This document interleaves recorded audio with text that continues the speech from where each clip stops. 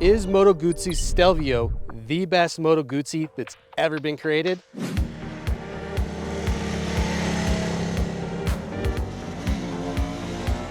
I'm gonna say yes, and this is why. So we're in the hills above Nuali, Italy, on an exclusive first ride of the 2024 Moto Guzzi Stelvio. And right off the bat, I have to say, without a doubt, there has been no better Moto Guzzi that's ever been created. I've only spent probably 100 kilometers or 60 miles on this bike so far, and I am in love. It is amazing. We're gonna talk about the engine first. It is the same 1042cc compact block engine that powers the V100 Mandello. There is no internal changes to this engine whatsoever to make it different from that bike. And in that bike, it is great. In this bike, it's actually spectacular. They've made just some fine changes to the engine that you wouldn't even know about. One of them being adding some rigidity to the back of the engine for the swing arm with the extra stress that comes from an adventure touring motorcycle. On top of that, there's a new clutch that has an anti-hopping feature and a self-assist feature. They've added a damper inside of it to help it shift better. So it actually goes through the gears better than the V100. Have one change, they didn't tell us exactly what. They're being kind of tight-lipped on all the changes because they want to keep you guessing and staying tuned until all the details are released at EICMA. The 115 horsepower and 77 pound-feet of torque that this engine makes is perfectly suited for adventure touring. Smooth almost everywhere. There's a very, very light buzz in the bars, 75 or 80 miles an hour in 6th gear, so notice it if you're looking for it. The engine is a stress member of the frame. It's part of the chassis, and bolted off of that comes all the other bits, the suspension front and rear, the frame. So the frame is different than the Mandello frame. It's longer in the front, it has a different rake, it's reinforced, it's got some different geometry at the very front to make room for a larger front tire, 19-inch front tire, 17-inch rear tire, and they come with Michelin Aniki Adventure tires. It's street-based with some off-road ability, and they chose that for the excellent on-road manners, along with some ability to go off-road. So weight is stated at 542 pounds wet, and it has a 5.1 gallon fuel tank.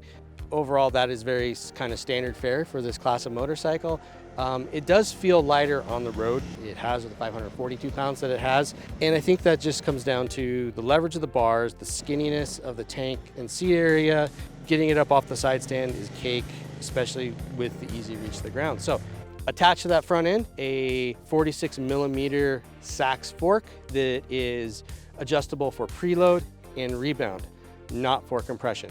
On the road, very nice. I wouldn't say that I would want to make any changes in terms of compression. At the rear, monoshock by KYB. It also is adjustable for preload and rebound. Both ends travel through 170 millimeters of travel, or 6.7 inches. You know, in the middle of the road for an adventure bike. Gravel roads and some mild off-roading is what this bike is about, with excellent on-road performance. Now, being street focused, there are some chassis decisions that obviously are not very off-road oriented. One of them being the foot pegs attached to the engine. The rubber mounted to get rid of some vibration. When you're standing up on the motorcycle, it feels very kind of squishy and moves around a little bit, but when you're sitting, you don't notice it, it's totally fine. It has a electronically adjustable windscreen that moves through 70 millimeters or 2 3/4 inches, infinitely adjustable. It's super easy to use. And when the thing is all the way up, you're not gonna get any buffeting. On top of that, tall, wide bars. When you sit down in the motorcycle on this 32.7 inch high seat, but it feels much lower than that. It's very thin at the front, easy to get your feet on the ground. And then when you need a lot of padding or whatever, you can scoot back on the seat and it's very comfortable. There are 5 rider modes available on the Stelvio. First one is street mode, second touring, there's a rain mode, there's a sport mode, and then there's an off-road mode. All those tie into the engine braking and the traction control and the ABS. So they're all kind of preset, but you can go through and you can change things. Engine braking is tied to the ride mode. You can't change engine braking modes, which is totally fine. But every other mode you can go through and change. And so the street, the touring, and the raid mode have less aggressive throttle response and more say, safer modes of traction control that is lean sensitive. And then when you get into sport and off-road, you get a full power, you get instant throttle response, and you have ABS settings that are tailored to those modes as well. Off-road mode defaults to ABS on the front in the lowest amount, and no ABS on the rear, and you can also turn it off completely if need be.